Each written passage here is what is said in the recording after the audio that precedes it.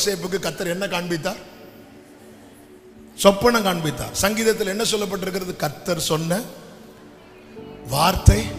எங்க எல்லாமே உள்ள எதுக்குள்ள வந்துரும் தெரியுமா? வார்த்தைக்குள்ள வந்துரும். எங்க இயேசுவே யார்தாங்க? ஆதியில் வார்த்தை இருந்தது, அந்த வார்த்தை தேவனிடத்தில் இருந்தது, அந்த வார்த்தை தேவனாய் இருந்தது, அந்த வார்த்தை மாம்சமாகி. ஆமென். எல்லாமே வார்த்தை, வார்த்தை. ஹல்லேலூயா. எனக்கு தேவன் ஒரு வார்த்தை என் மேல வச்சிருக்கிறார். நான் எதை சுமக்கிறவன் தெரியுமா? வாக்குத்தத்தத்தை மட்டுமல்ல, தேவ திட்டத்தை சுமக்கிறவன். ஆமென். எத்தனை பேர் நம்புறீங்க என் மேல கர்த்தருடைய வார்த்தை இருக்கிறது? என் மேல் அப்படி நம்புறவங்க மட்டும் உங்க தலைக்கு மேல கை வச்சு சொல்லுங்க, நான் தேவ திட்டத்தை சுமக்கிறவன், நான் தேவ தரிசனத்தை சுமக்கிறவன். ஆமென் சொல்லுங்க பார்க்கலாம். அவ்வளவுதான். மரியாள் வாழ்த்தினதும் பாருங்க, கண் திறக்கப்பட்டவர்கள் பேசும்போது ஆண்டவர் மகிமைப்படுகிறார். அப்போ எலிசபெத் கூப்பிட்டு சொல்றாங்க, விசுவாசித்தவளே பாக்கியவதி.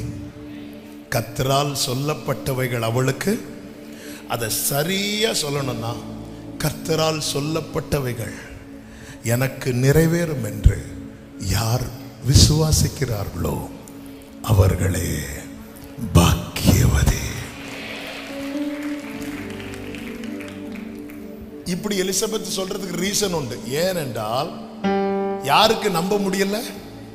சகரியாவுக்கு நம்ப முடியல. யாருக்கு நம்ப முடிந்தது? மரியாளுக்கு நம்ப முடிந்தது. உண்மையிலே அந்த இடத்துல யார் நம்பி இருக்கணும் தெரியுமா? ஏன்னா மரியாள் பிராகாரத்தில் நின்று ஆராதிக்கிறவள், சகரியா மகா பரிசுத்த ஸ்தலத்தில் நின்று ஆராதிக்கிறவர்கள். நன்றாய் கவனமாய் கேளுங்க. பிராகாரத்தில் நிற்கிறவர்களுக்கும் வார்த்தை, மகா பரிசுத்தத்தில் ஸ்தலத்தில் நின்றவனுக்கு வார்த்தை. ஆனா தள்ளி நின்ற ஒருவனுக்கு விசுவாசிக்க முடிந்தது, நெருங்கி வந்த ஒருவனுக்கு விசுவாசிக்க முடியல.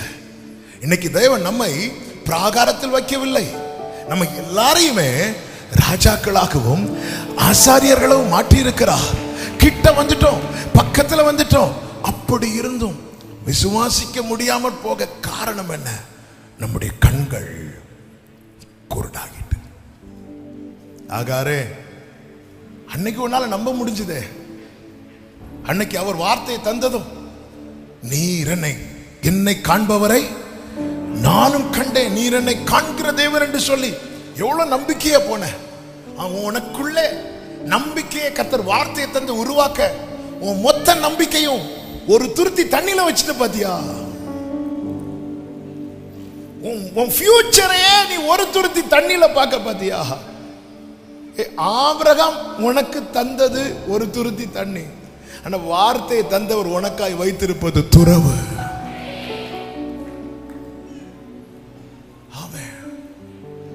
எங்க வீட்டுல எனக்கு இவ்வளவு தான் கொடுத்தாங்க. சிலருடைய புலம்பலே அதுதான். எங்க வீட்டுல எனக்கு ஒரு துருத்தி தண்ணி தான் போச்சு, அதுவும் போச்சு, ஃபியூச்சரே போச்சு. என்ன பண்ணலாம்? சூசைட் பண்ணிடலாமா? என் பிள்ளை சாகிறதை நான் பிள்ளை சொன்னா நான் சாக போறேன். சாரி பார்த்து விதவை என்ன சொல்றாங்க? கொஞ்சம் மாவும் கொஞ்சம் எண்ணெய் இருக்கு, நாங்க அதை சாப்பிட்டு சாக போறோம். ஏங்க, நம்முடைய ஜீவனுக்கு ஈடா இந்த கொஞ்சம் மாவாங்க, ஒரு துருத்தி தண்ணீராங்க. எத்தனை முறை இந்த தீபம் அணைந்து போக வேண்டியது? அவர் ஜீவனை தந்ததும் அல்லாமல் தயையும் பாராட்டி நம்மை பராமரித்து நம்முடைய ஆவியை காப்பாற்றி இதுவரை கொண்டு வந்து நிறுத்தினது.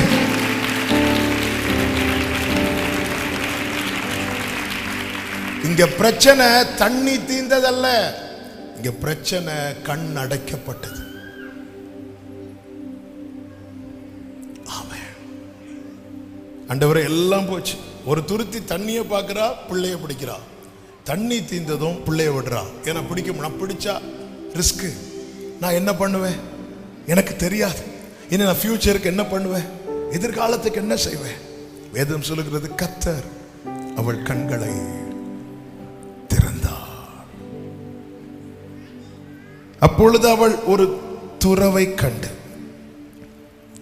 19 சொல்லப்பட்டிருக்கிறது, போய் துருத்தியிலே தண்ணீரை நிரப்பி பிள்ளைக்கு குடிக்க கொடுத்தாள். 21வது வசனத்தை வாசிங்க. 21. அவன் பாராம் வனாந்திரத்திலே குடியிருக்கையில் அவனுடைய தாய் தாகத்துக்கு தண்ணீர் கொடுக்க கூட முடியாத ஆகார் இப்ப பிள்ளைக்கு திருமணத்தை நடத்தி வைக்கிறான். ஆமே. அடுத்த வேளைக்கு என் பிள்ளைக்கு கொடுப்பதற்கு எனக்கிட்ட ஒன்னும் இல்லைன்னதும் பிள்ளைய விட்டுட்டு தள்ளி போய் இருந்தவள் இப்பொழுது அதே ஆகார், அதே மகனுக்கு என் பிள்ளை சாகிறத நான் காண மாட்டேன் என்று சொல்லி தள்ளி போய் சத்தமிட்டு அழுத அதே ஆகார், அதே இஸ்மவேல் கையை பிடிச்சு அவனுக்கு திருமணத்தை நடத்தி வைக்கிறார். இதற்கு என்ன காரணம்? காரணம் ஒன்றுதான், கண்கள் திறக்கப்பட்டு அவளுக்கான துறவை கண்டாள். வார்த்தை இருக்குன்னா எங்கேயோ ஒரு துறவை வச்சிருக்கிறார். கையை உயர்த்தி ஆமேன்னு சொல்லுங்க பாக்க. ஏன்னா இங்க கர்த்தர் துறவை திறந்தாருன்னு சொல்லல. எதை திறந்தார்? அப்ப துறவை ஏற்கனவே திறந்திருக்கிறார். எப்போ திறந்திருப்பார்? என்ன கேட்டா சொல்லுவேன், எப்போ அவளுக்கான வார்த்தை கொடுக்கப்பட்டதோ. ஒரு இடத்துல வார்த்தை கொடுக்கப்படுகிறது, இன்னொரு இடத்துல நன்மைக்கான துறவு திறக்கப்படுகிறது. ஒரு இடத்துல வார்த்தை கொடுக்கப்படுகிறது. இப்போ வார்த்தையை வாங்கிட்டோம். வார்த்தையை எதுல கேட்போம்? காதுல கேட்டுட்டோம். இனி துறவை எதுல பார்க்கணும்? ஆண்டவர்கிட்ட கேளுங்க. என் கண்களை ஆண்டவர் சமூகத்தில் கொண்டு வந்து வார்த்தையை கேட்க வைக்கிறார்ல, கேட்க வைக்கிறார்ல. ஹல்லேலூயா. வார்த்தையை கேட்கும் போது நம்ம கண்ணை அடைக்கிறார். ஆமென். ஏன் கண்ணை அடைக்கிறார் தெரியுமா? கண்டு விசுவாசிக்கிறவன் அல்ல, காணாமல் விசுவாசிக்கிறவனே. அதுதான் சொல்லலைங்க, ஆண்டவர் செய்யறது எல்லாமே நம்மளை வந்து பாக்கியவான்களாக்க. ஆமென். அதாவது அவர் மனசுல எனக்கு இருக்கிற ஸ்தானம் பெருசு. அவர் மனசுல எனக்கு இருக்கிற ஸ்தானம் பெருசு.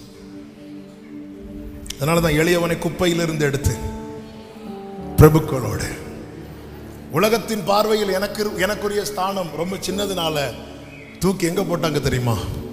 குப்பையில. அவர் மனசுல எனக்கு இருக்கிற ஸ்தானம் பெரிதானதுனால எடுத்து மேல உட்கார வைத்தார்.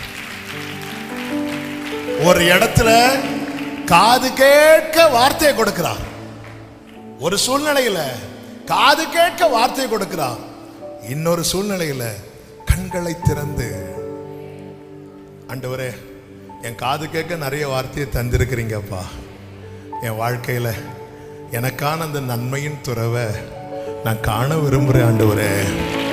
எத்தனை பேர் இந்த மாலை வேளையில, எத்தனை பேர் இந்த மாலை வேளையில அப்படி சொல்றவங்க உங்க வலது கரத்தை உயர்த்தி, ஆண்டவரே நான் பார்வை அடைய வேண்டும் ஆண்டவரே, என் கண்களை திறந்தருளும் ஆண்டவரே, என் கண்களை திறந்தருளும் ஆண்டவரே, எனக்காய் நீர் வைத்திருக்கிற அந்த நன்மையின் துறவை காண, அந்த நன்மையின் துறவை காண என் கண்களை திறந்தருளும் ஆண்டவரே, திறந்தருளும் ஆண்டவரே. ஹல்லேலூயா. ஆமென், ஆமென். 2 ராஜாக்கள் 6வது அதிகாரத்துல சீரிய ராஜா இஸ்ரவேலின் ராஜாவுக்கு விரோதமாய் பல திட்டங்களை போடுகிறான். ஆனா இஸ்ரவேலின் ராஜா என்ன பண்றாருன்னா, எலிசா கிட்ட கேட்டு அதற்கெல்லாம் எஸ்கேப் ஆகிறான். இது தாங்க முடியாம என்ன ரீசன் அப்படின்னு கேட்கும் போது ஒருத்தர் சொல்றான், அங்க எலிசா என்கிற ஒரு தீர்க்கதரிசி இருக்கிறான், அவனுக்கு தேவன் உங்க பெட்ரூம்ல நீங்க பேசுறத கூட வெளிப்படுத்துவார் அப்படின்னு சொல்லும் போது இவன் படையெடுத்து எலிசா இருக்கிற இடத்தை சுத்தி கவர் பண்ணிட்டான். இதை யார் பார்க்கிறா அப்படின்னா, எலிசாவின் வேலைக்காரன் பார்க்கிறான். வேலைக்காரன் பார்த்து என்ன செய்கிறான் என்றால், 2 ராஜாக்கள் 6:15 வாசியுங்கள். தேவனுடைய மனுஷனின் வேலைக்காரன் அதிகாலமே எழுந்து வெளியே புறப்படுகையில் இதோ ராணுவமும் குதிரைகளும் ரதங்களும் பட்டணத்தை சுற்றி கொண்டிருக்க கண்டான். அப்பொழுது வேலைக்காரன் அவனை நோக்கி ஐயோ என் ஆண்டவரே என்ன செய்வோம் என்றான். அதற்கு அதற்கு அவன், பயப்படாதே, அவர்களோடு இருக்கிறவர்களை பார்க்கிலும் நம்மோடு இருக்கிறவர்கள் அதிகம் அதிகம் என்று சொல்லி ஆண்டவர் நோக்கி இப்பொழுது எலிசா ஒரு விண்ணப்பம் பண்ணுகிறான். என்ன விண்ணப்பம் தெரியுமா? கர்த்தாவே, இவன் பார்க்கும்படி, இவன் பார்க்கும்படி, இவன் கண்களை இவன் கண்களை கவனிங்க. எலிசா என்ன ஜெபம் பண்றார்? யார் பார்க்கும்படி? இவன் பார்க்கும்படி. அப்படின்னா எலிசா ஆல்ரெடி என்ன செய்கிறார்? பார்த்து விட்டார். என் கண் திறக்கப்பட்டது மட்டும் போதாது, என் கூட இருக்கிறவங்க கண்கள் திறக்கப்படணும். நம்ம பிரச்சனை என்னன்னா, நம்ம கண்ணு திறக்கப்பட்டு நம்ம கூட இருக்கிறவங்க கண்ணு திறக்கப்படலைன்னா, நம்ம விசுவாசம் பேசுகிற இடத்துல நம்ம பக்கத்துல இருந்தே சொல்லுவாங்க, ஐயோ என்ன செய்வோம், ஐயோ இனி என்ன செய்வோம். ஒரு புருஷனும் மனைவியும் இருக்கிறாங்க, புருஷனுடைய கண்ணு திறக்கப்பட்டு மனைவியினுடைய கண்ணு திறக்கப்படலைன்னா அந்த விசுவாச ஓட்டம் தடுமாறி தானே போகும்.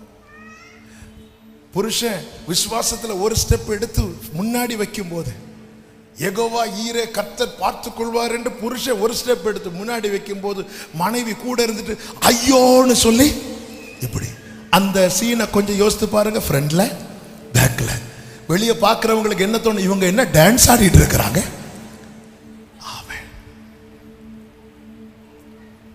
உடனே எலிசா, நீ எல்லாம் உனக்கெல்லாம் அதான் ஒழுங்கா சர்ச்சுக்கு வரணும்னு சொல்லுது பாரு.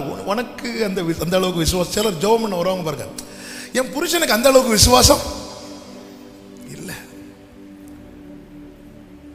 புருஷன்ட்ட நம்பிக்கையின் வார்த்தையை சொல்லு. இந்த எலிசா அந்த வேலைக்காரன், அவனோடு இருக்கிறவர்களை பார்க்கலும் நம்ம கூட இருக்கிறவங்க அதிகம்னு சொல்லி ஆண்டவர்கிட்ட, ஆண்டவரே இவன் பார்க்கும்படிக்கு இவன் கண்களை திறந்திரணும். எனக்கு காட்டி கொடுத்துட்டீங்கப்பா, என்கிட்ட பேசுறீங்கப்பா, எனக்கு சொல்லிட்டீங்கப்பா. என் அழுகை இப்பொழுது மாறிட்டு, ஆனால் என் மனைவி அழுதுட்டு தானே இருக்கிறா, என் புருஷன் அழுதுட்டு தானே இருக்கிறான், என் கூட இருக்கிறவங்க அழுதுட்டு தானே இருக்கிறாங்க. இவர்கள் பார்க்கும்படிக்கு என்ன ஜெபங்க. ஆண்டவர் ஜெபிக்க சொல்லி கொடுக்கும் போதே எனக்கு வேண்டிய ஆகாரத்தை எனக்கு தாரோன்னா சொல்லி கொடுத்தா, எங்களுக்கு வேண்டிய ஆகாரத்தை எங்களுக்கு. அப்போ நான் என் தேவைக்காக ஜெபம் பண்ணும் போது என் கூட 10 பேரை கூப்பிடணும். அப்படி என் ஜெபம் இருக்குமானால் என் வாழ்க்கையில தீர்க்க தரிசனம் நிறைவேற. எந்த தீர்க்க தரிசனம் தெரியுமா? ஒரு யூதனுடைய வஸ்திரத்தொங்கல 10 பேர் பிடிச்சிட்டு சொல்லுவாங்க, உன் கூட கர்த்தர் இருக்கிறார்.